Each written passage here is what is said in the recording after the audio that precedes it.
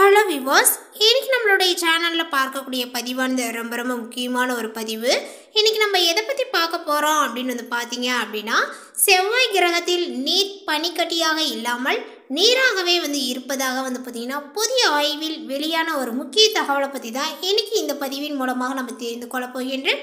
இந்த வீடியோவை பார்க்கறதுக்கு முன்னாடி நம்மளுடைய சேனலை இப்போ தான் ஃபர்ஸ்ட் டைம் நீங்கள் விசிட் பண்ணுறீங்க அப்படிங்கும் பொழுது நம்மளுடைய சேனலை இன்னும் சப்ஸ்கிரைப் பண்ணாமலே இருப்பீங்க. முதல்ல சப்ஸ்கிரைப் பண்ணிவிடுங்க. அப்படியே கூட இருக்க இந்த பெல் ஐக்கானையும் கிளிக் பண்ணி வச்சுக்கோங்க. அப்போ தான் நம்மளுடைய சேனலில் கொடுக்கக்கூடிய அனைத்து தகவலுமே உங்களுக்கு நோட்டிஃபிகேஷனாக வரும். அதையும் நீங்கள் பார்த்து பயனடையலாம். செவ்வாய் கிரகத்தில் நீர் இருப்பதாக ஏறத்தாழ 16 ஆண்டுகளுக்கு முன்னரே கண்டுபிடிக்கப்பட்டு விட்டது.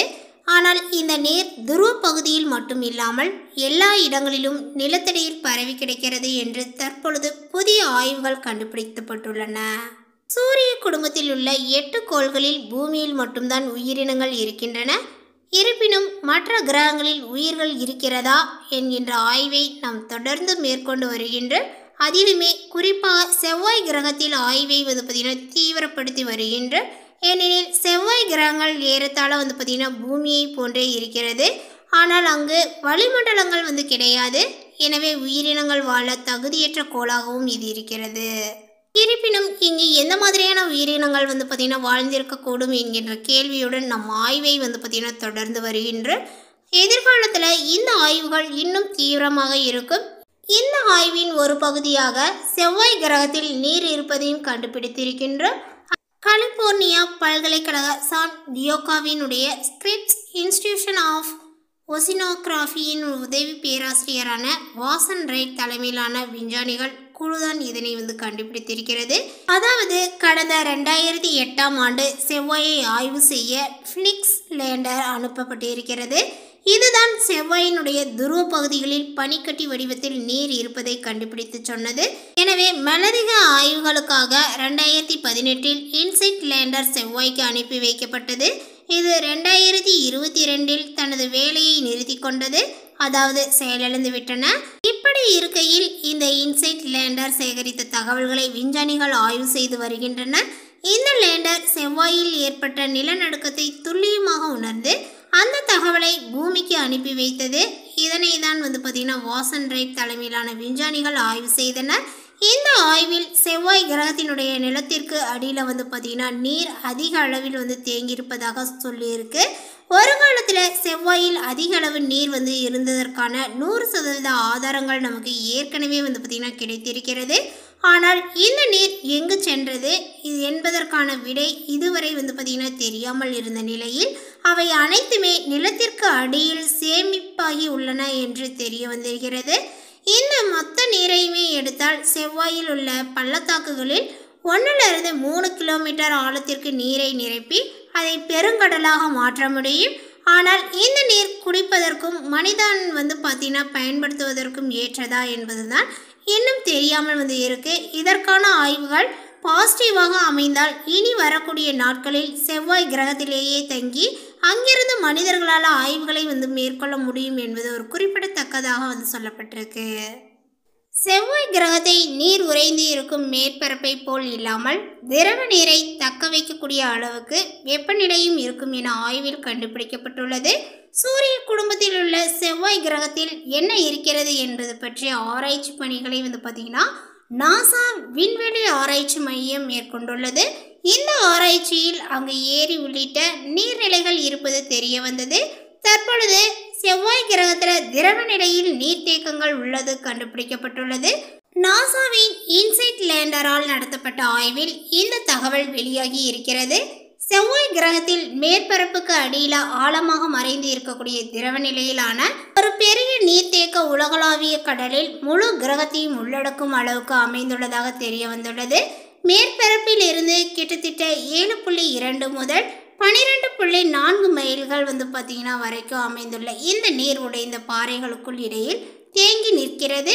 இதில் நீர் உறைந்து இருக்கக்கூடிய மேற்பரப்பை போல் இல்லாமல் திரவ நீரை தக்க வைக்கக்கூடிய அளவுக்கு வெப்பநிலையானது இருக்கும் என ஆய்வில் கண்டுபிடிக்கப்பட்டுள்ளது. இது தொடர்பான புகைப்படங்களையும் நாசா வெளியிட்டுள்ளன.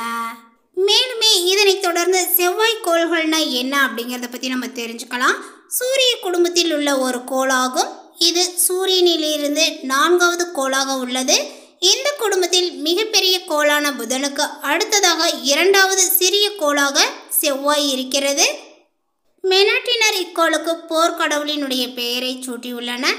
இதன் மேற்பரப்பில் காணப்படக்கூடிய இரும்பு ஆக்சைடு பார்த்தீங்கன்னா இந்த கோளை செந்நிறமாக காட்டுகிறது. இதனாலேயே இதற்கு செவ்வாய் என்ற பெயர்களும் ஏற்பட்டது.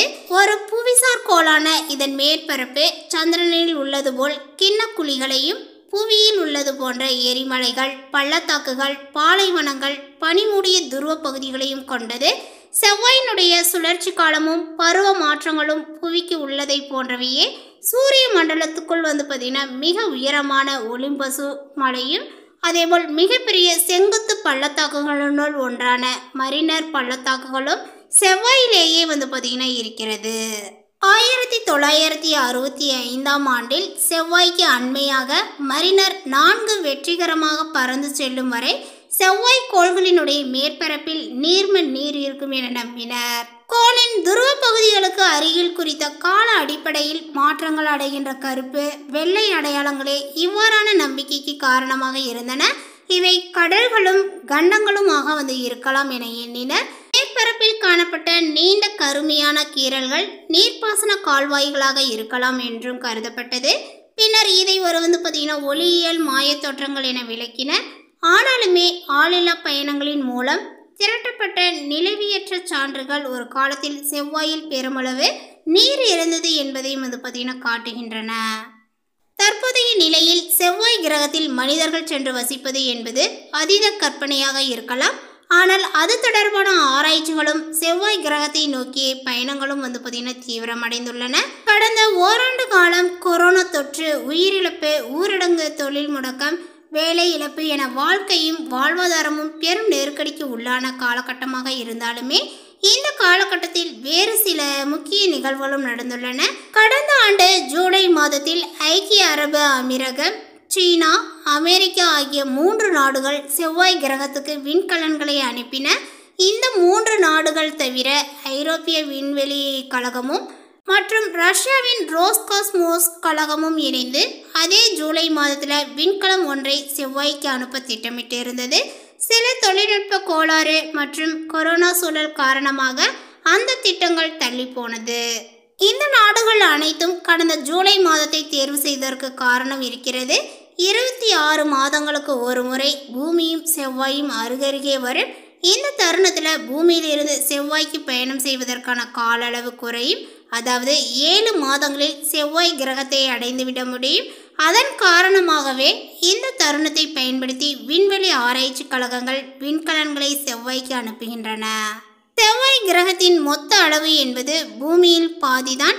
இதனால செவ்வாய் கிரகம் சூரியனை சுற்ற நீண்ட நேரம் எடுத்துக்கொள்கிறது.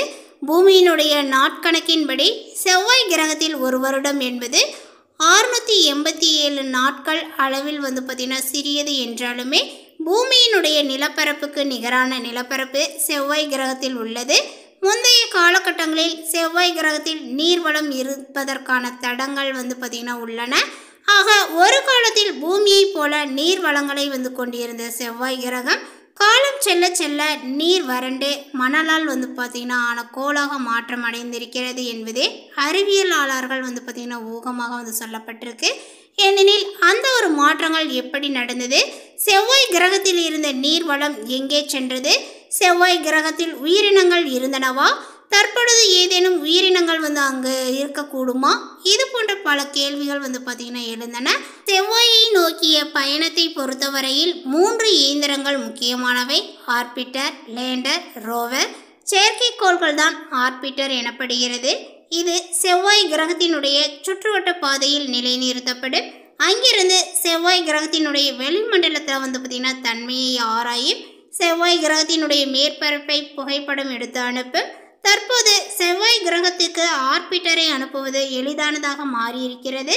செவ்வாய் கிரகத்தில் தரையிறங்கக்கூடிய இயந்திரம்தான் லேண்டர். பூமியிலிருந்து அனுப்பப்படக்கூடிய விண்கலத்தோடு லேண்டர் பொருத்தப்பட்டு இருக்கும். விண்கலம் சுற்றுவட்ட பாதையை அடைந்ததுமே அதிலிருந்து லேண்டர் பிரிந்து செவ்வாயில் தரையிறங்கும். லேண்டர் போலவே செவ்வாய் கிரகத்தில் தரையிறங்கக்கூடிய இயந்திரம்தான் ரோவர். லேண்டர் நகராது, ஆனால் ரோவர் செவ்வாயினுடைய பரப்பில் நகர்ந்து செல்லக்கூடியதாகவும், அதேபோல் அந்த வகையில் செவ்வாய்க்கு ரோவரை அனுப்பி தரையிறங்க செய்வதுதான் சவாலாக நிறைந்தது.